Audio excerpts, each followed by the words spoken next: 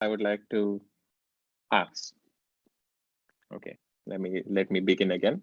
So first of all, I would like to thank the organizers at McGill for this kind invitation and this opportunity to present my work. So today I will be telling you, as the title suggests, about bootstrability, which is our attempt to combine integrability with the conformal bootstrap for one-dimensional defect CFT.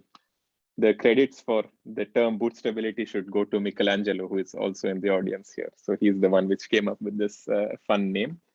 Yeah, so I will speak mainly about two papers. One paper which was 2 years ago now with David, who was another former PhD student of Kolya and Kolya himself, and another recent paper that we wrote a few months ago with Andrea, Kolya, and Michelangelo.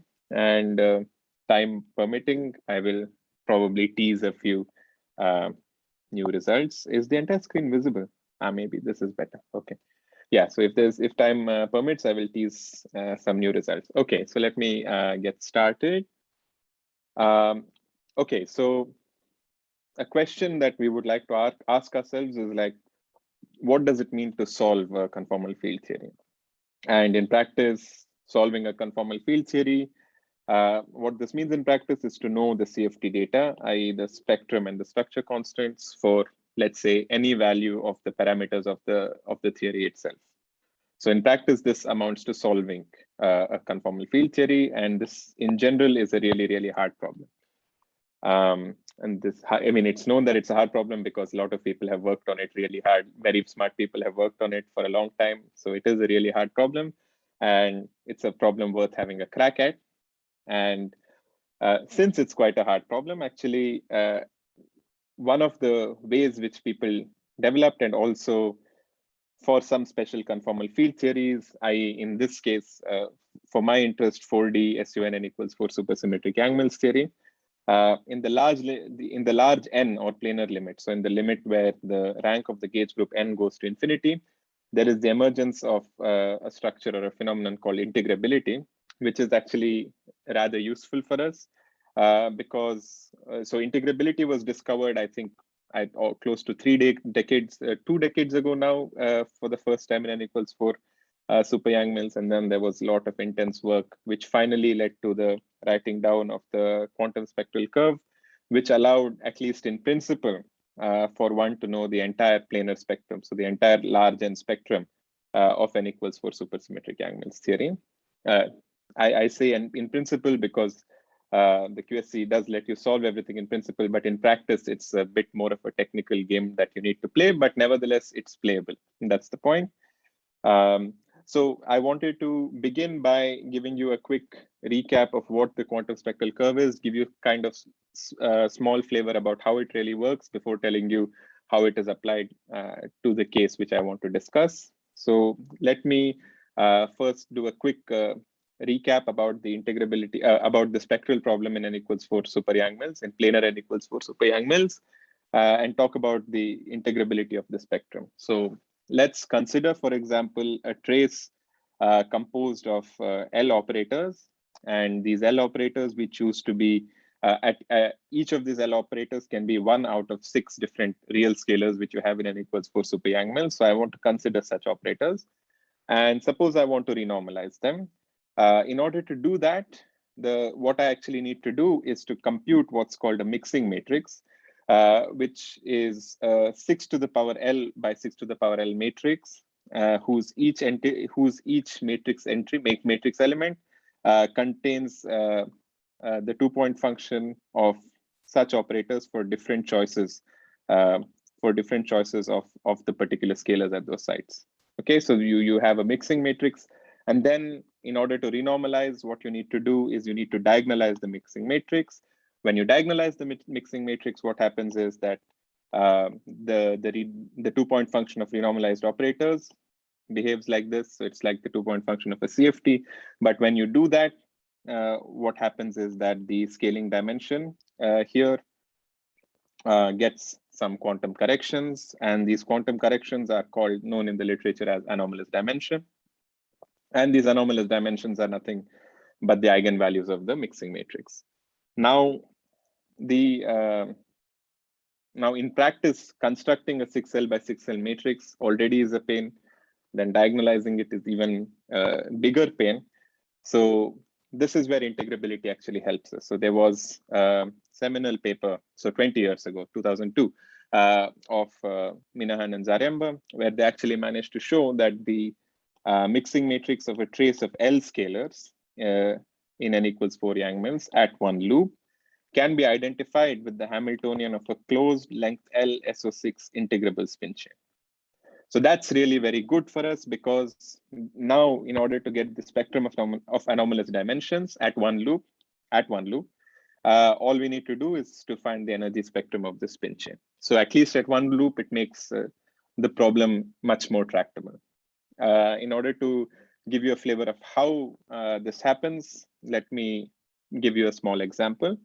So let's actually restrict now even further. So I restricted initially when I spoke about scalars. Now I restrict even further, and I only allow two complex combinations of scalars called X and Z. In this case, if you follow this Minahan-Zaremba procedure, you end up with a Hamiltonian of what's called an SU2 Heisenberg spin chain. The Hamiltonian looks like this. It is a sum over sides of the spin chain of an identity operator minus a permutation operator. Identity operator acts on two sides and does nothing. It returns the two sides. The permutation operator, what it does, if it acts on these two sides, it will flip the spin sitting at those two sides. Okay, and the kind of identification we have is this. You have identification between some trace composed of X's and Z's and some orientation of spins ups and downs.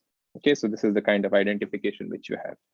Now, once you have this Hamiltonian, suppose you want to find eigenstates of the Hamiltonian, how would you go about doing this? Because I want to find the spectrum. So let's try to build some eigenstates. So it's quite clear that if I have all spins down, then the identity and the permutation operator are exactly the same thing, because identity will obviously return the same, will return this, and permutation, if you flip two of the same spins, you get exactly the same thing. So identity minus permutation gives you 0. So all spins down is a good ground state. Next, you want to build excited states, and you say, fine, what if I just flip one spin up? If I flip one spin up, this is actually not a good excited state, because if I have one spin up, it gets moved by one step by the permutation operator, but that's not an eigenstate, right? So the correct way to build eigenstates actually is this. So the correct description is you have a sum over all of the sides with all spins down, but only the ith spin flipped up, and then you multiply it by some phase factor e to the I. This is just the index times P1. This, you can show that this is actually an eigenstate of the spin chain, of this spin chain Hamiltonian, and the energy associated with it is given by this formula. This is called as a single Magnon state. You can think about it as a single spin up excitation propagating through the spin chain. It's called a single Magnon state, and therefore P1 is also called the Magnon momentum. Now, it's called a Magnon momentum, and now we need to subject this to also a quantization condition, which is nothing but saying taking the Magnon all around the chain just gives you back the identity, and so you have some quantization condition. Now this is for one Magnon states. Obviously, if I want to consider general eigenstates of the spin chain Hamiltonian, I would like to have multi-Magnon states. Now these multi-Magnon states would be very similar to what I just said before. There would be n1 spin up excitations in a sea of spin downs. So you have these n1 spin up excitations, and they're floating around in this sea of spin downs. And a similar sort of quantization condition can be derived for them. And that quantization condition is known as the Bethe-Ansatz equations. And it's written down here. I've just made a small change of notation just to make the equations look nicer. So I've introduced something called U, which is the spectral parameter, which can be related to the Magnon momentum in the following way. So then you solve this Bethe-Ansatz equation, you find the Bethe roots. Now the Bethe roots can then be translated to Magnon momentum, and this is how you construct eigenstates of the spin chain. Now, once you have the Bethe roots, once you have the Magnon momenta, what you can then do is just plug it. So in the previous slide, I showed you a formula of how you calculate the energy energy given for a 1 magnon state. So you can do similar thing for multi-magnon states, and then you just get this simple formula. And that's it. So the one loop anomalous dimensions for operators composed of traces of x and z is just obtained by this simple formula from the Bethe-Ansatz equations. So this is how the Minhan-Zarembo kind of construction, this approach works. Now, from here, I want to talk also, I want to go from here to the quantum spectral curve, because of course, this was all at one loop, but we want to solve the spectral problem non-perturbative, right? So we want to, so we want to solve the spectral problem non-perturbatively. So let me try to introduce the QSC, but I will restrict to the same setup that we have been discussing, just for simplicity of explanation. All right, so before I go ahead, what I want to do is I want to just introduce some notation at the moment, which at the moment will look just annoying, but bear with me for a few minutes, it's actually useful. So the first thing I want to introduce is what's called the Baxter polynomial. The Baxter polynomial is just a product over the Bethe roots of u minus uj, where uj is the Bethe root, okay? So the point is that you collect all the Bethe roots into the Baxter polynomial, and you also notice that the asymptotics of the Baxter polynomial goes as u to the n1, where n1 is the number of magnons which you have. If I introduce another piece of notation, q theta as u to the L, then I can rewrite the Bethe-Ansatz equations like this in terms of the Baxter polynomial, where I've also introduced a bit more notation here, which is nothing but instead of writing u plus I instead of writing u plus I over 2, I put a single plus. Instead of writing u plus I put double plus. And if I want to do u plus 5I over 2, I just say plus 5 on top like this, okay? So this notation will be useful later. I just wanted to introduce it right now. But the Baxter polynomial itself is not just notation, it's actually quite useful because it actually has a deeper physical meaning, because the Baxter equation actually solves a second order finite differential equation called the Baxter equation. So yeah, this is the Baxter polynomial here. T is just a polynomial which is fixed by self-consistency of the Baxter equation. And the point is that the Baxter equation is the analog of the Schrodinger equation for integrable models. And in particular, this means the Baxter polynomial itself plays the role of the wave function. So that's the deeper meaning, the physical meaning that you have with the Baxter equation. At this point, you can tell me, okay, Julius, thank you for this nice analogy, but is it useful? And I would say, yes, it is useful. And the reason it's useful is because I kind of cheated you earlier. So when I was speaking about ground states, I said so when I was speaking about ground states, I just chose all spins down. But then there is an ambiguity because I could have equally chosen all spins pointing up. And this is also a valid candidate for the vacuum. Now, suppose I had started with all spins up as the vacuum, then actually a state which has n1 spin up excitations in a sea of spin downs is completely equivalent to a state, with actually n2, which is L minus n1 spin down excitations in a vacuum, in a spin up vacuum. So these two are completely equivalent. And by making this other choice of the vacuum, actually I have a completely equivalent description, but this second picture should also have a Baxter polynomial associated with it. Let's call that Baxter polynomial Q2. And that Baxter polynomial should have the asymptotics u to the L minus n1. Right? I have a question. Can I ask a question? Yeah. So if I take a state with all spin down, of course, it has zero energy. And if I flip one of the spin, I give energy to the system, is it? Yes. So if I keep on flipping like that, I can flip all the spin up. Yeah. Then I give a lot of energy. Why it is still a ground state? Well, okay, it's still a ground state because if you act with the Hamiltonian, you get zero. But no, the way you're asking it, I actually... No, so energy is not necessarily positive of one magnet because the rapidities could be complex. Okay, good. So energy is not necessarily positive. So if I flip one, I get positive energy. If I flip two, I get negative energy. Is that how I finally become from ground state to a ground state back by flipping all of them? Yeah, if you flip all of them, it will become the same as not flipping any. Okay, all right. Okay, thank you. Thank you. Yeah, so with the equivalent picture, I should have an equivalent Baxter polynomial, but with slightly different asymptotics, but it should describe exactly the same state. Now, it turns out that actually this Q2 is the second linearly independent solution to the same Baxter equation, which I showed you earlier. So that's the meaning of all of that. That's why we introduced all of this. So yeah, so as I said, Q1 and Q2 are linearly independent solutions of this Baxter equation. And because of linear independence, I mean, if you have linearly independent solutions of a differential equation, then the Wronskian should be non-zero. Here we have linearly independent solutions of a finite difference equation. So the discretized version of the Wronskian, which is defined like this, should be non-zero. And indeed, we have some functional relations between Q1 and Q2. And this specific functional relation, that this determinant of Q1 and Q2 with these shifts is actually just equal to U to the L. This can be obtained by actually noticing that one can sort of derive the Baxter equation for the spin chain by just considering a trivial determinant here.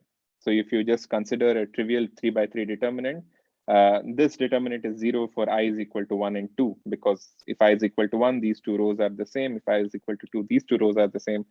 And if you start with this trivial determinant, you can actually fix. So you start with this trivial determinant, you look at your Baxter equation, you look at the form of your Baxter equation, and then you can fix actually Q12 to be equal to U to the L. So you have, the point is that there are some functional relations.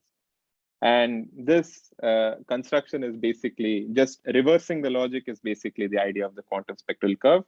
So before I reverse the logic, let me present the forward logic.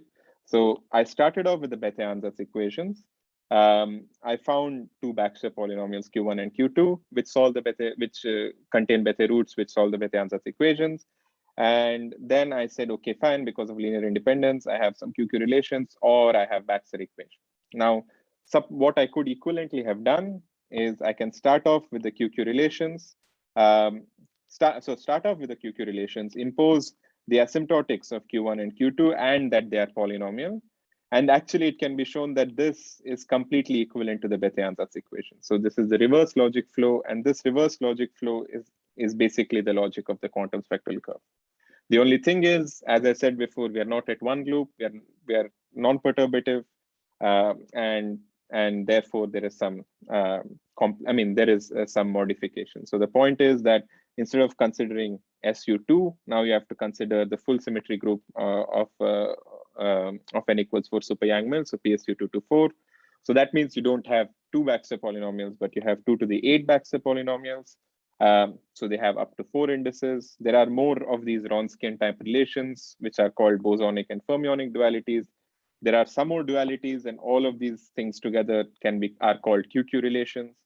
But it turns out that actually just 8 Baxter polynomials, which are denoted as P1, P2, P3, P4, and Q1, Q2, Q3, Q4, along with the QQ relations, they are enough to actually derive all 2 to the 8 Baxter polynomials. And furthermore, the asymptotics of this PA and QI actually just contain the charges of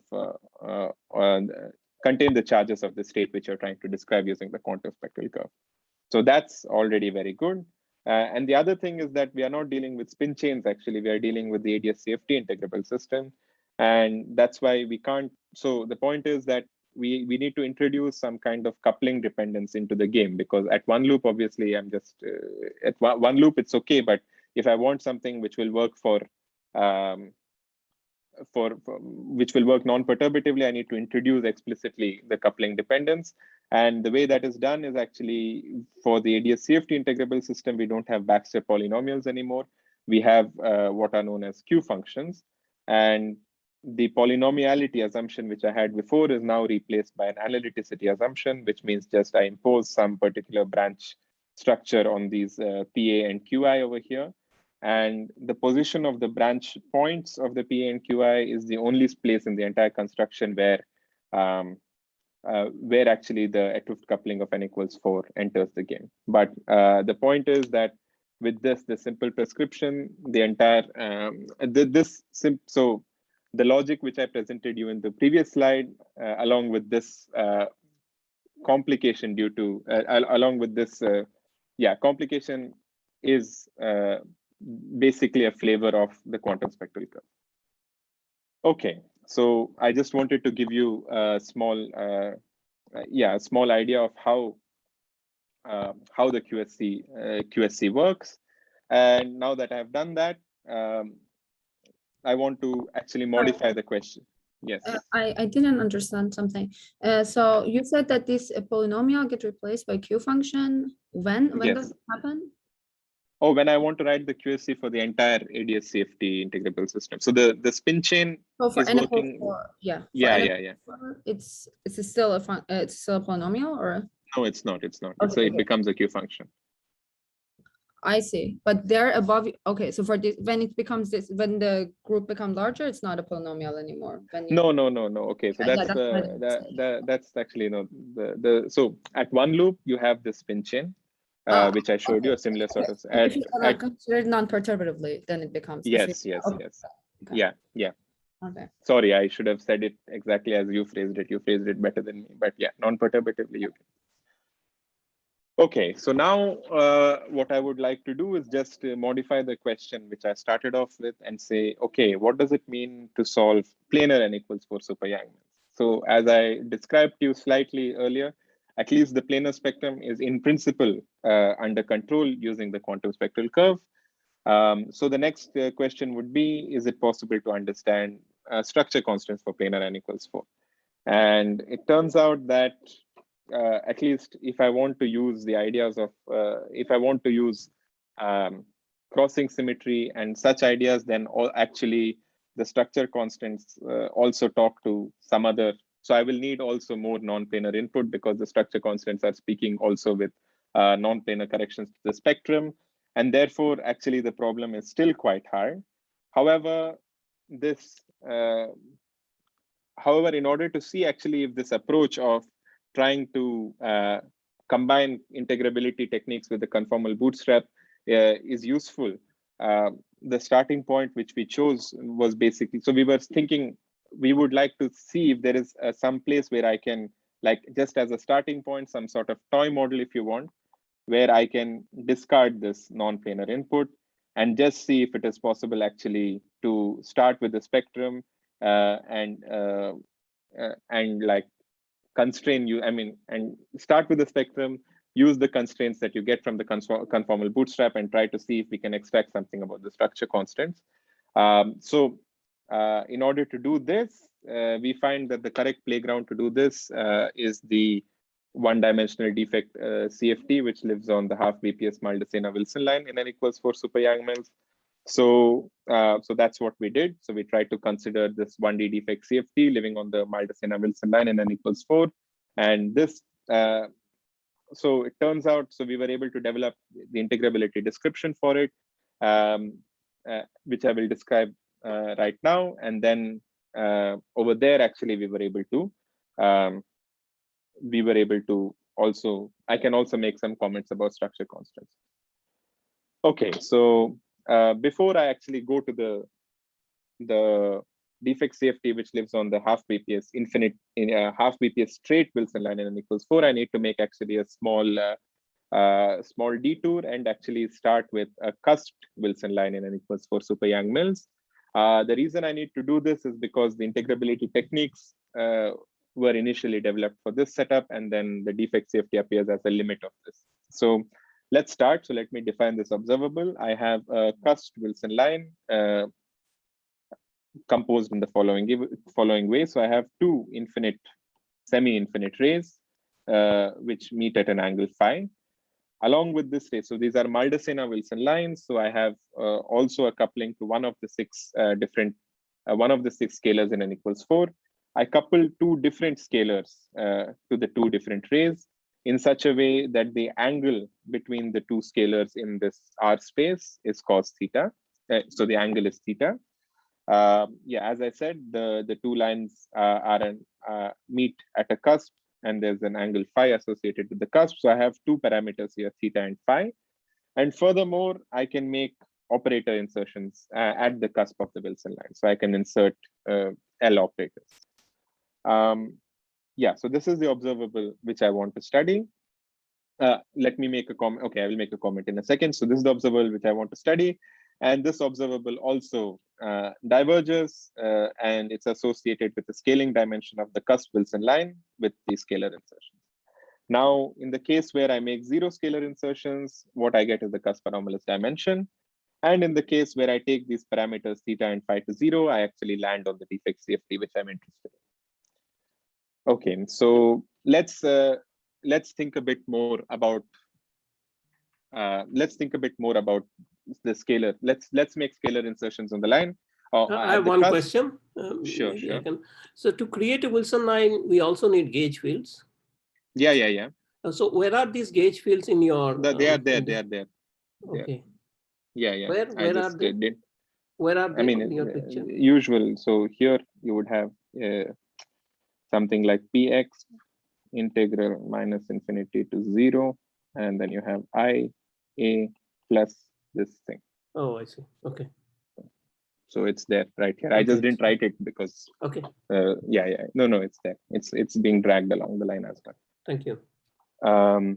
Okay, so let's consider scalar insertions at the cusp, and so this types of scalar insertions that one can make at the cusp can actually be divided into two different types. So you can so there's R6 space of scalars, and I want to divide this into an R4 perpendicular or orthogonal space and an R2 parallel space. I will explain what I mean by this. So because I have two scalars coupling to, so I have one scalar coupling to this ray and one scalar coupling to this ray, there is an R4 space of scalars which are orthogonal to both of these scalars. And such insertions are called orthogonal scalar insertions, okay? And for orthogonal scalar insertions, there was a thermodynamic Bethe-Ansatz, so an integrability description developed in these papers, and also a QSC description developed for orthogonal insertions. Now, another type of scalar insertion which I can do is parallel insertion. So these scalars are the scalars which are spanned by the scalars which couple to the line. And for some time, actually, it was not known whether the same integrability description will work for them, but it was shown by these authors that in a special limit called the ladder's limit, at least, parallel insertions can be brought under the purview of the same quantum spectral curve description. And along with David and Kolya, we managed to show that for general values of theta and phi, even parallel insertions can be described by the same quantum spectral curve. So that's very good, because now what I can do is I can take theta and phi to 0, and then I can land on my defect CFT, and now I will have a quantum spectral curve which describes this defect CFT. So that's exactly what I'm going to do. So I take theta and phi to 0, and I land on the 1D defect CFT. So yeah, I have this half BPS Maldacena-Wilson line, which is defined like this. So in reference to the question earlier, so this, for example, the gauge field is sitting here. So yeah, I have an infinite straight Wilson line, and here just notation, I call phi parallel. Phi parallel is the scalar which I choose to couple along the line. It is one out of the 6 scalars in n equals 4 Yang-Mills. So I've chosen a preferred scalar direction, if you want. And on this 1D defect CFT, what we can do is we can define so-called double bracket correlators. And double bracket correlators are just, you have this infinite Wilson line, you make operator insertions at different points, and then you take the expectation value of the entire Wilson line along with the operator insertions. And these are defined as double bracket expectation values, and they have the same form as an endpoint function in a CFT. And these are the kind of correlation functions which we want to study. These are the correlation functions of our defect CFT. So yeah, before going further, let me speak a bit about the symmetry of the defect CFT. So the conformal group is broken down. So the 4D conformal group is broken into the 1D conformal group along the line times an SO3 rotation. So SO3 rotations about the line. Now, along with this SO3, I can obviously now also associate some indices. The SO6R symmetry, which I have for n equals 4, which allows me to rotate amongst the 6 real scalars because I've chosen a favorable scalar direction called phi parallel. Therefore, now that gets broken to SO phi, and again, I have some indices. I can have some indices associated with that, and the entire PSU22/4 gets broken to OSP4*/4. So yeah, so this is the symmetries of this defect CFT. And also let me describe some multiplets which will be of interest to me. So the first multiplet, which is called the B1 multiplet. This is a multiplet which is composed, among others, of the 5 orthogonal scalar insertions on the Wilson line. So you make scalar insertions on the line of the scalars which are orthogonal to the ones which couple to the one which couples to the line. So such insertions are contained in the B1 multiplet, and they have protected scaling dimension of delta equals 1. You can also have, you can make, for example, symmetric combinations of these orthogonal insertions, and they form another protected multiplet called the B2 multiplet, and such insertions, for example, have protected scaling dimension 2.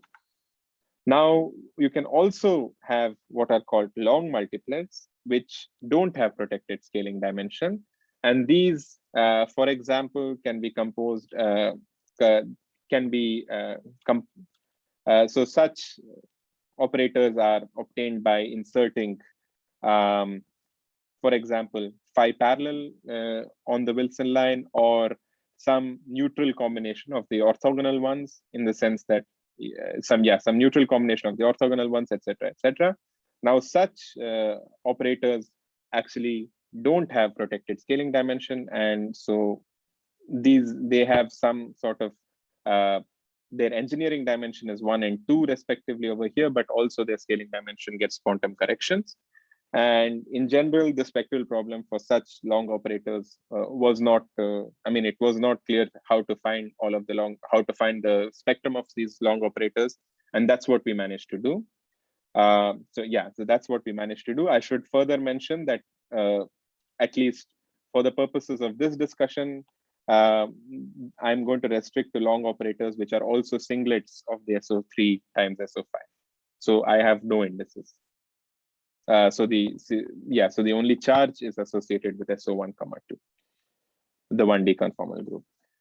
So now it turns out that the operators, it turns out that operators in this defect CFT can actually be labeled using the same oscillator technology which was developed for n equals 4 super Yang-Mills. And as I said before, I'm only interested in this talk, at least in singlet operators. And it turns out for singlet operators in the defect CFT, the particular choice of oscillator numbers is this. And let me unpack that a bit. So here, delta naught is just the engineering dimension of your insertion. T is called the twist, which is can be thought of as the length of your operator. I will come to what that means in a moment. And delta naught minus T can be thought of as the number of covariant derivatives. So what I mean by all of this is that an operator insertion with engineering dimension delta naught and twist T looks roughly like this. It is so it is the covariant derivative along the line to the power delta naught minus T times T scalars. So that's what this notation means. So the point is that if we can solve the spectral problem for any value of delta naught and any value of T, then we know the entire singlet spectrum of this defect CFT. And that's actually exactly what we do. So for the case that delta naught is equal to T, then so these are just operators where the number of derivatives is 0. So these are operators which I can make. These are all the words which I can make with the letters phi parallel and this particular neutral combination phi perpendicular, phi perpendicular. So all the operators all the words which I can make with such letters come under are operators with delta equals twist. And actually, it was shown already before our paper that at least at one loop, the mixing matrix of such operators is integrable in a very similar way as I described earlier in my talk. So it was shown by these authors. For delta naught equals t equals 1, this just corresponds to a single insertion of phi parallel on the line. And this was shown to be accessible by the quantum spectral curve in the paper of David Cole and myself. Twist equals 2 corresponds to operators with maximal number of derivatives. And I was able to show that these are accessible by the QSC. And then subsequently, for any twist, along with Andrea Cavaglia and Michelangelo, we were able to show that the entire singlet spectrum, basically, so for any twist and any value of delta naught is accessible by the quantum spectral curve. So yeah, we managed to show that here. And so we managed to show that here. But before I show you the actual result, let me tell you a bit more about how this works. I have one question at this point. Sure. So I think I missed the thing. How do you make sure that it's at the planar limit, everything? No, you start with that. We start with that. Just by large n is enough to say that everything is at the planar limit? Yes. Okay. So this integrability, well, some people have tried to study integrability at 1 over, and I'm not very sure what is the state of the art there, but integrability itself exists only in this limit, in this large n limit. Yeah. Okay, I agree with that. Yes. Thank you. Okay, so so we were able to show that the entire singlet spectrum is accessible by the QSC. So let me show you how that is. So here is this is the quantum spectral curve for the Defect CFT. Again, I should mention that these are only singlet operators. So as I said earlier, you just need 8 out of the 2 to the 8 Q functions. And so the asymptotics of the 8 out of 2 to the 8 Q functions are given here. Again, as I said, the charges of the state are contained in the asymptotics of the Q functions. Because I'm only talking about singlet operators, the only charge is this delta, and it sits here. And so these are the asymptotics of the quantum spectral curve for the singlets sector of this Defect CFT. And the other thing which I can do is I can just, as I considered some trivial determinant earlier, and I was able to derive some sort of Baxter equation, I can do a similar sort of thing here by considering a trivial determinant of these P's here. So I consider some trivial determinant of these P's, and then this trivial determinant can actually be recast as a finite difference equation whose solutions are these Q's.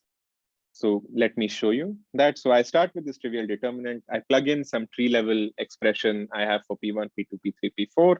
And at tree level, I can obtain, for example, for twist 2, a 4th order finite difference equation for Q1, Q2, Q3, Q4, which I had in the previous slide. And that looks like this.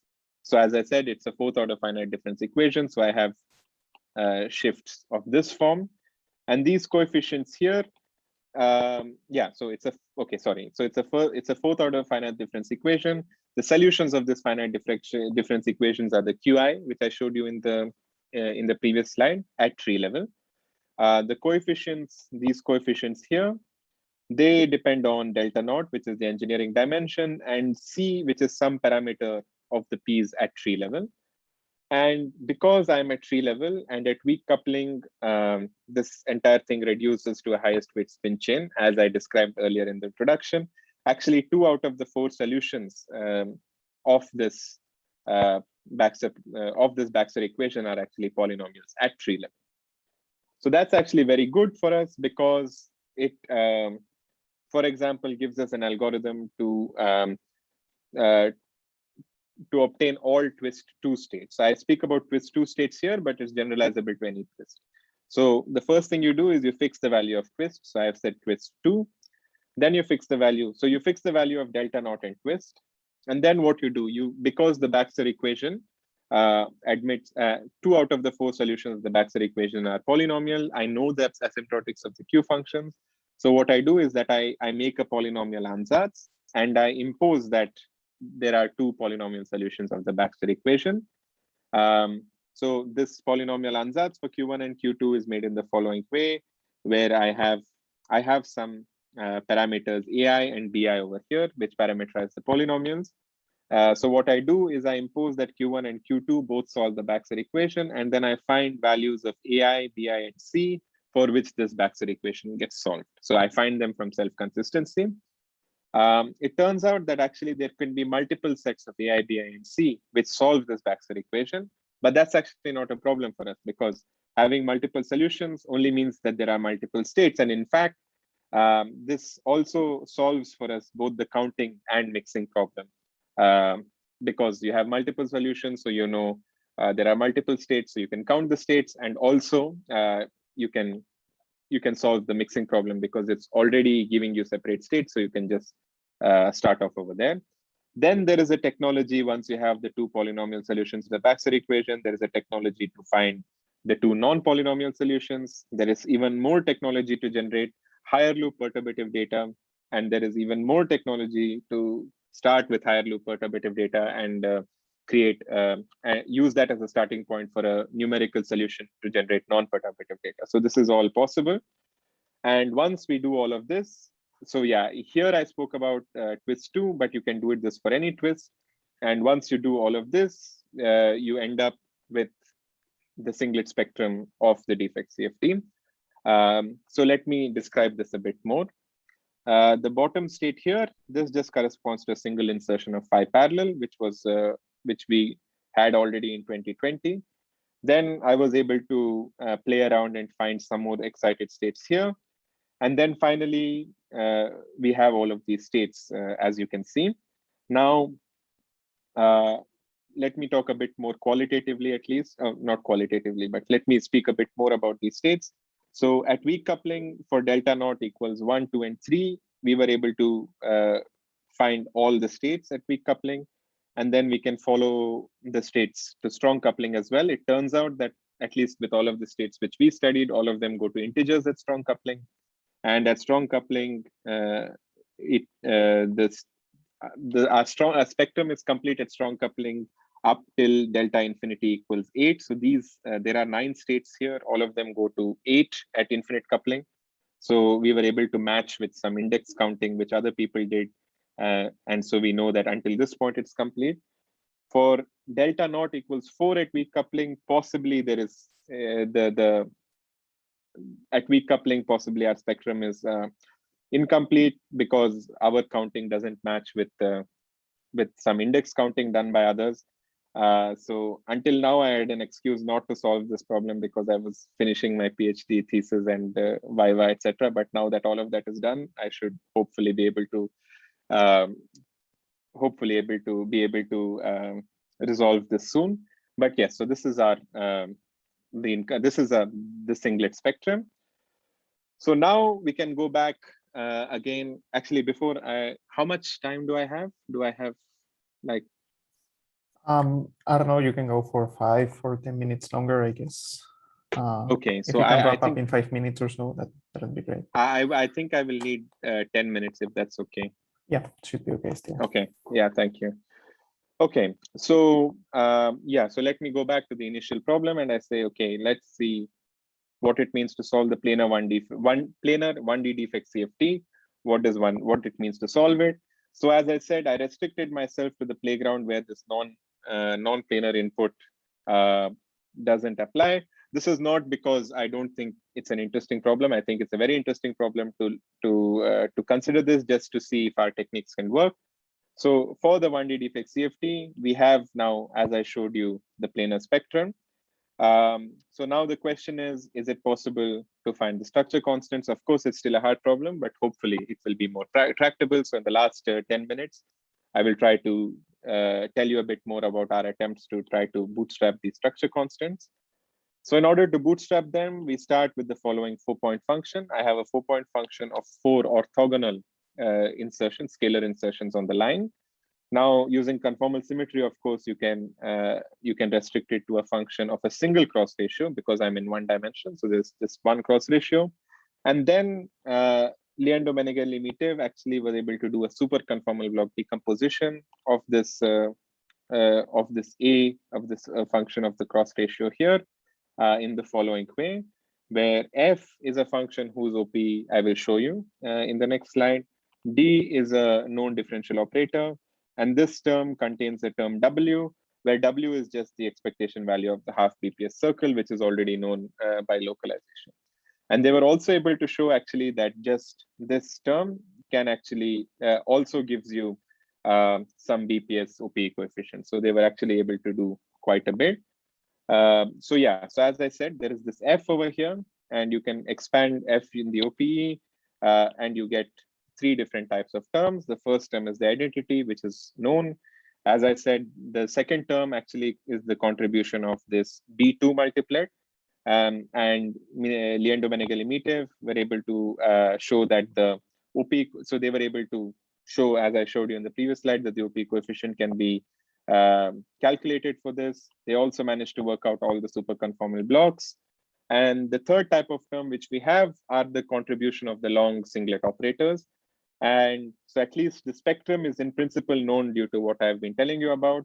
So the only unknown left in this game are actually the OP coefficients of the long operators. OP coefficients of the long operators. So the question we want to ask is it possible to bootstrap this?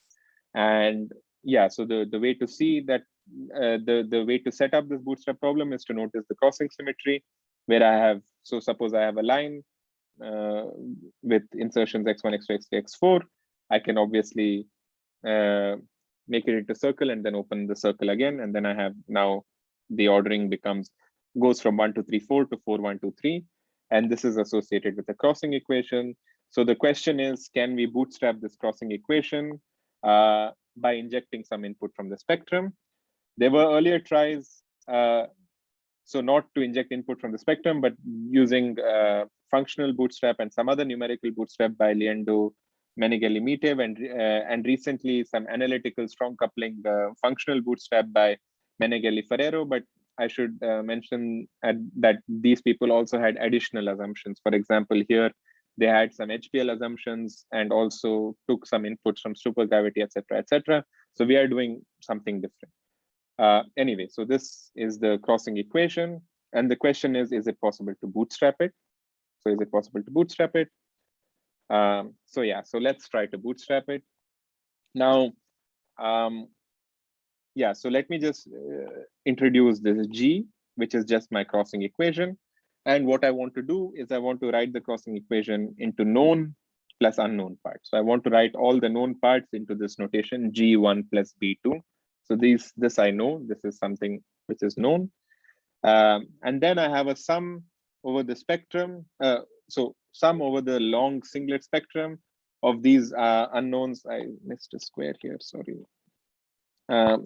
Of C square delta multiplied by G. Again, G is known here, but so C square and delta, these are the unknowns.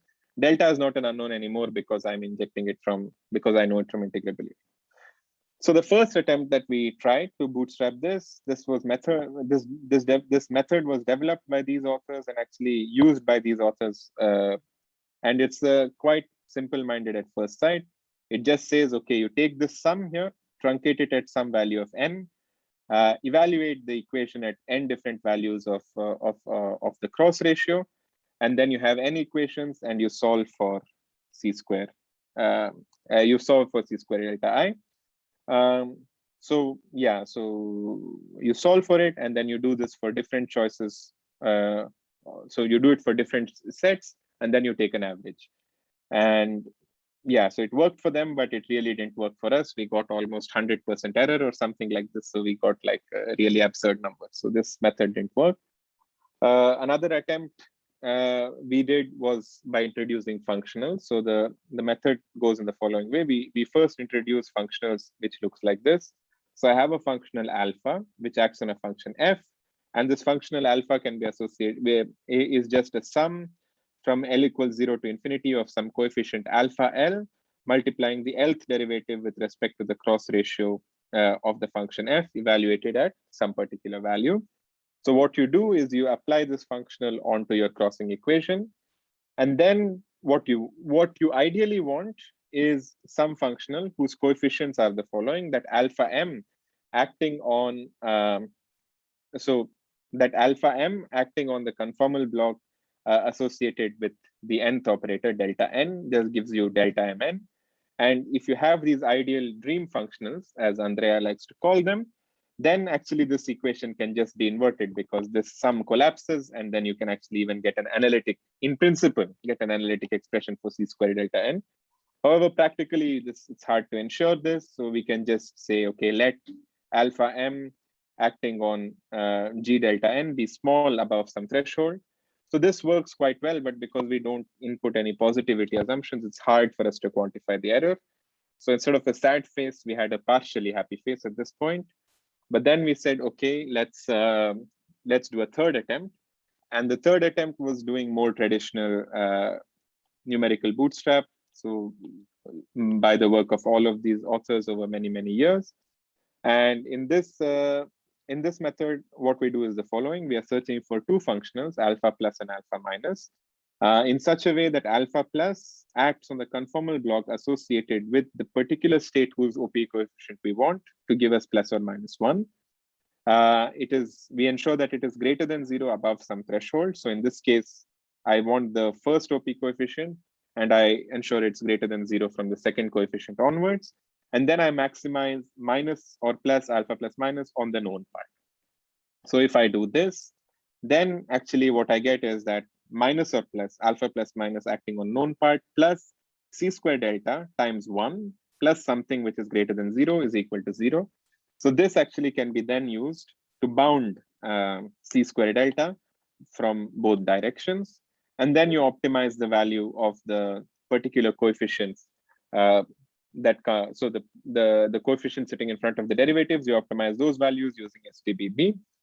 Obviously, the precision of this method is controlled by the number of derivatives you have. The precision of this method is controlled by the number of derivatives you have. So this is the third attempt we had. So when we tried this, actually it worked. So this worked for us, and here is our result. So here I have a plot for you of the OP coefficient c squared, phi perpendicular, phi parallel on the y-axis as a function of g, which is related to the F-Hooft coupling. And the thickness of the line here actually gives you the error. Now, as you can see, the line isn't very thick, so the error is really, really small. And yeah, so this is a non-perturbative plot of the structure constant here for different values of g.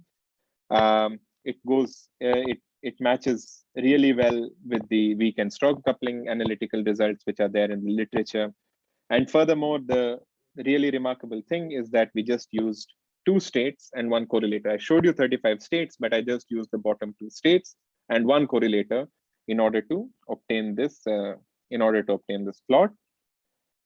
So yes, as I said, attempt 3 was rather successful. We used just 2 states and 1 correlator. However, also I should mention that it was not ultra successful. So, as I said, the precision is controlled by the number of derivatives, and we calculated bounds on the structure constants for different number of derivatives. So we started with 5 derivatives, went all the way up till 45 derivatives, and then it turns out that actually extrapolating to infinite derivatives was rather well behaved. And as a result, we were able to extrapolate that suppose we had infinite derivatives, we would still find some minimum amount of error. So at the worst point, so which is like in this weak coupling region, we can get only 2 digits of precision. Of course, you can see that as we go to stronger coupling, the precision becomes really much more stronger. But at the worst point, there is some limiting precision. So that was something which we noticed. So because I don't have much time left, I will just quickly skim. I mean, I also have only 3 slides left. So Let me just tell you briefly about some more experiments which we did. So another experiment we tried was to try to bootstrap more structure constants. The way we did that was we went to the sum, we went to this sum, and we extracted 2 more structure constants from that sum, added it to the known part.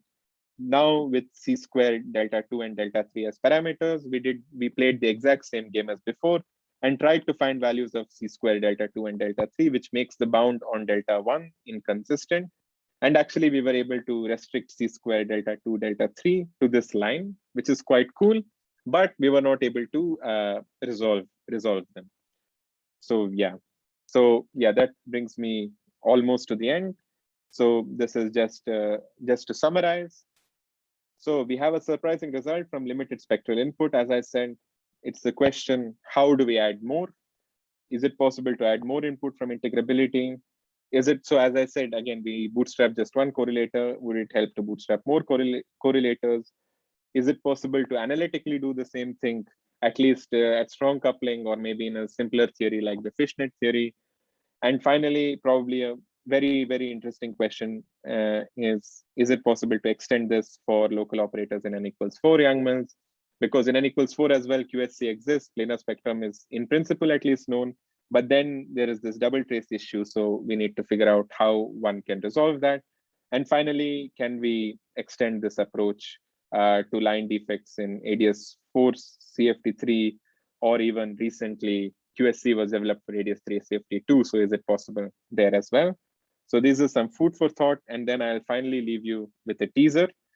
So we were actually able to, so 2 out of the things which I told you earlier, we were able to include more input from integrability, which I am not authorized to tell you what those inputs are yet.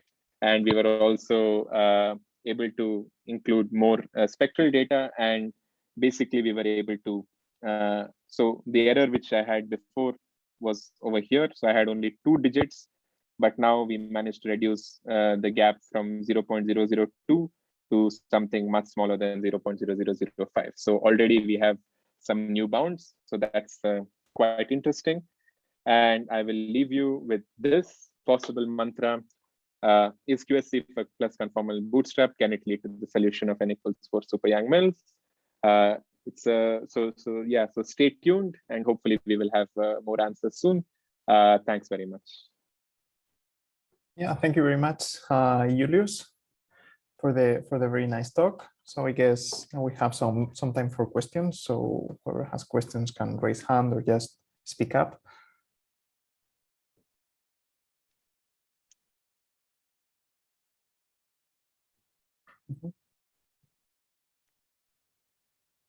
So I have one quick question. When you say non-perturbative correction, what do you mean? No, I mean just the scaling dimension as a, so the scaling dimension as a function of the Hooft coupling. So you give me a value of the Hooft coupling lambda, I give you the scaling dimension, I give you the number. That's what I mean. So all the correlator, etc., that you computed, did it have instant-on corrections and all? No. I see. So those correction will there be any change to your result if I introduce those corrections? I'm not sure they play a role in. Sorry, a strong coupling is the expansion of the asymptotic, so it does include non-perturbative correction in 1 over lambda. At weak coupling, because you plotted convergent series. Very weak to very strong. Yeah, it is plotted from very weak to very strong, and it is as exact as it could be in planar limit. There are no other corrections we missed. I understand planar limit, but how about instant-on correction at weak coupling? Or those will not be there. So at weak coupling is a convergent series. There are no corrections. That's planar limit. So in planar is instant-on suppressed.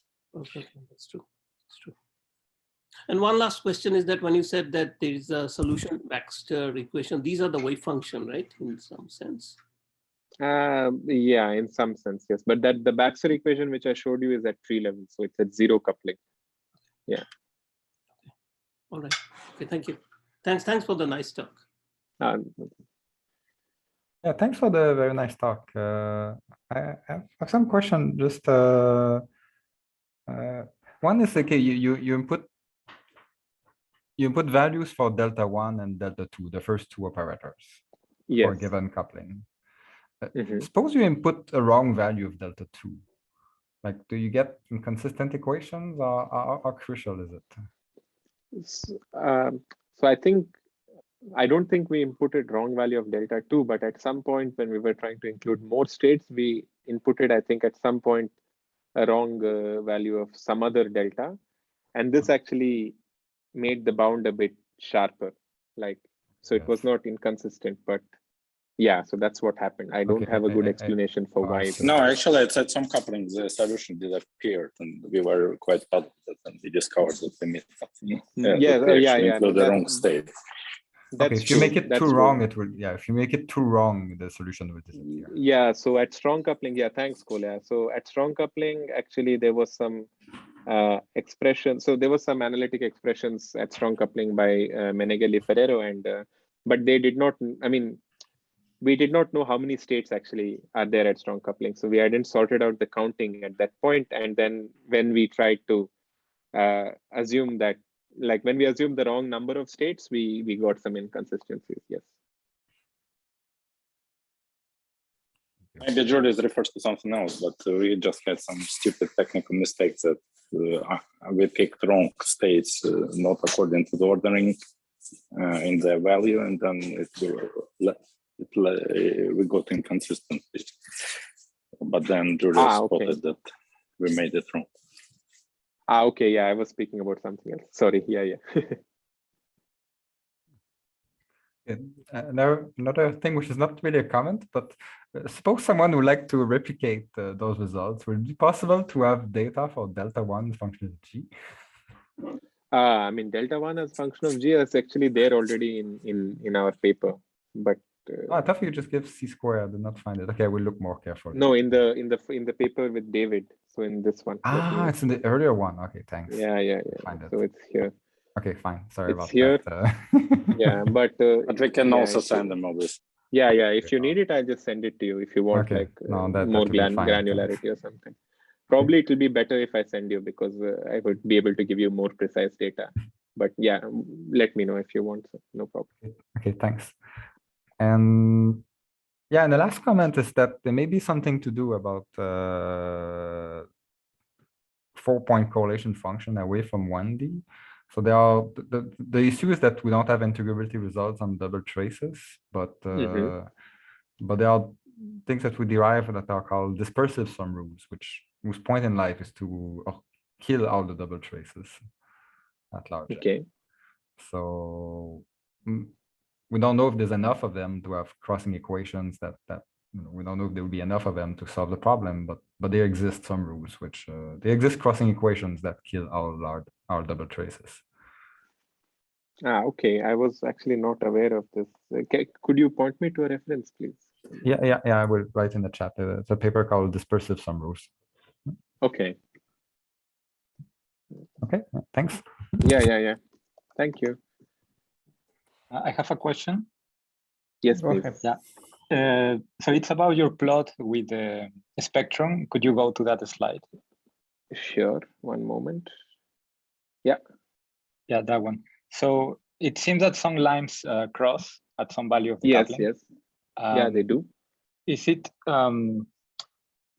something that something becomes singular in the quantum spectral curve when this crossing happens? No. So the quantum spectral curve.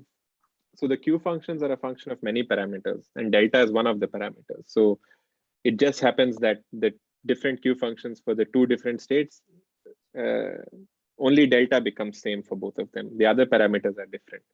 So there's nothing singular at that point. Yeah. So they only cross in one type of charge, but all the other charges remain different. Yeah.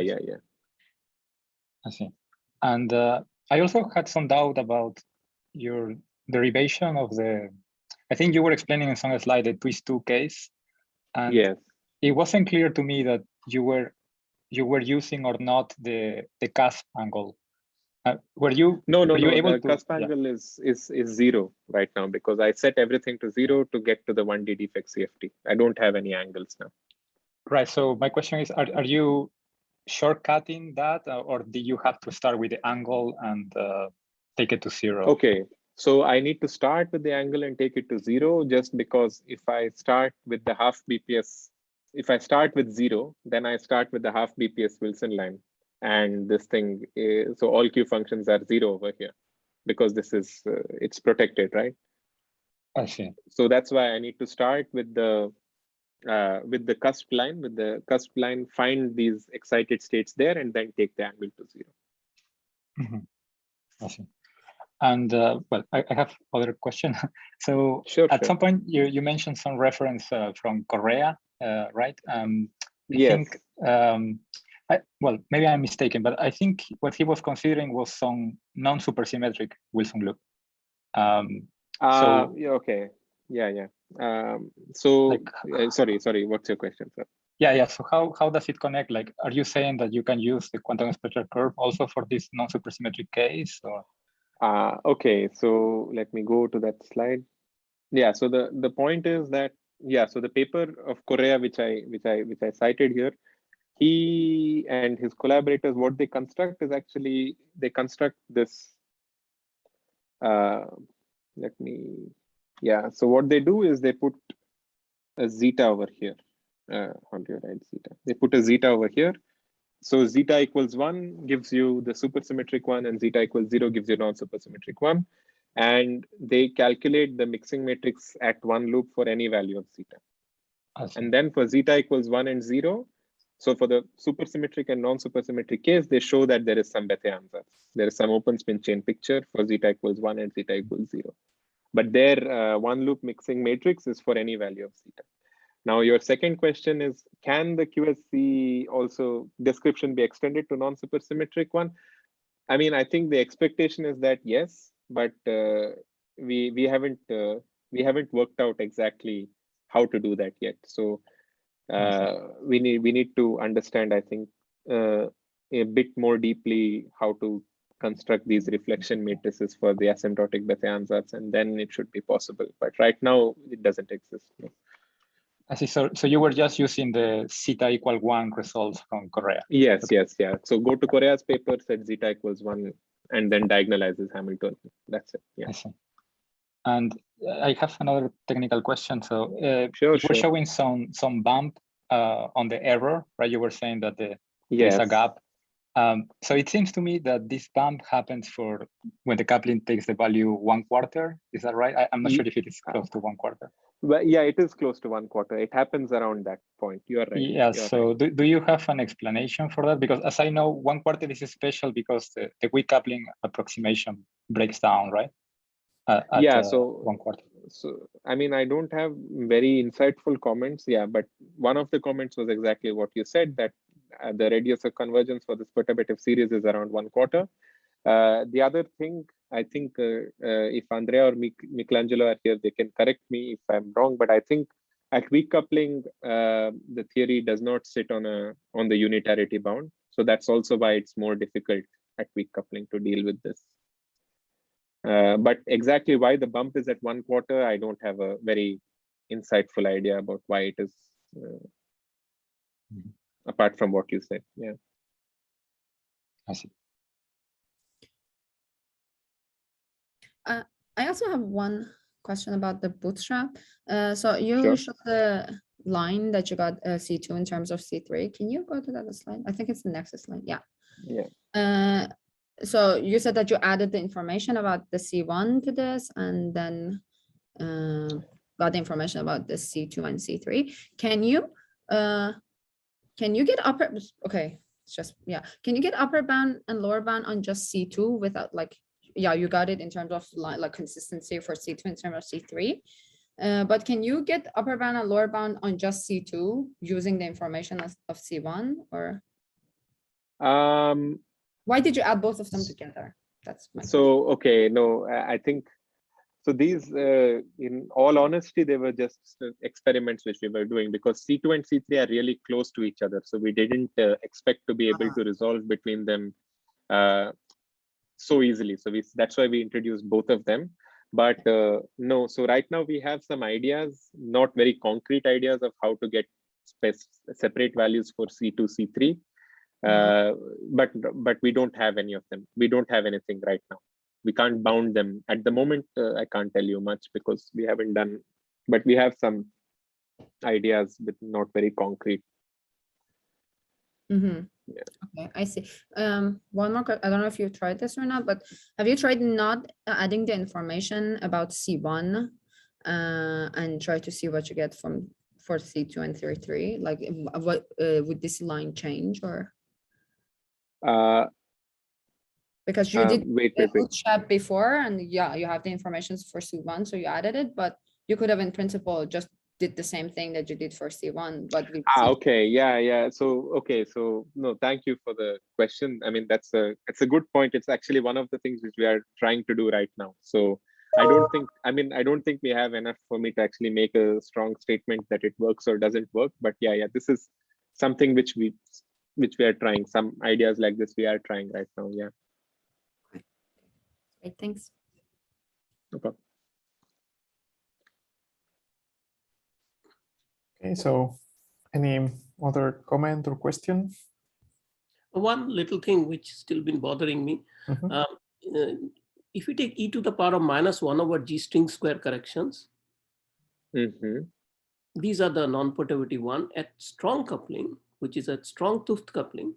See, at zero Hooft coupling, it goes away. So at weak coupling, there are no corrections. Yeah, but at strong coupling, the series is asymptotic. I think that's what Kolya said, right? Yeah, but is it? No. These particular instanton corrections are still zero because G string is still in the Hooft limit. G string is still zero. Because it's not G square Youngmans is coming there. It's G string coming there. So yeah, but they are what you have at strong coupling is you have world sheet instantons. Yeah. Because that's a 1 over lambda expansion. So even the worldsheet instanton doesn't contribute. Okay. Oh, I have to think on that one. Yeah, you have things that are expo -1 over lambda. Right. Probably you're right. Okay. All right. Thanks. Okay. Any last question? If not, I guess we can finish here. We're already like way over time. There was a lot of questions, so thanks for the very nice talk, Julius. Thank you for having me. Thank you. Thank you. And yeah, see you all next week.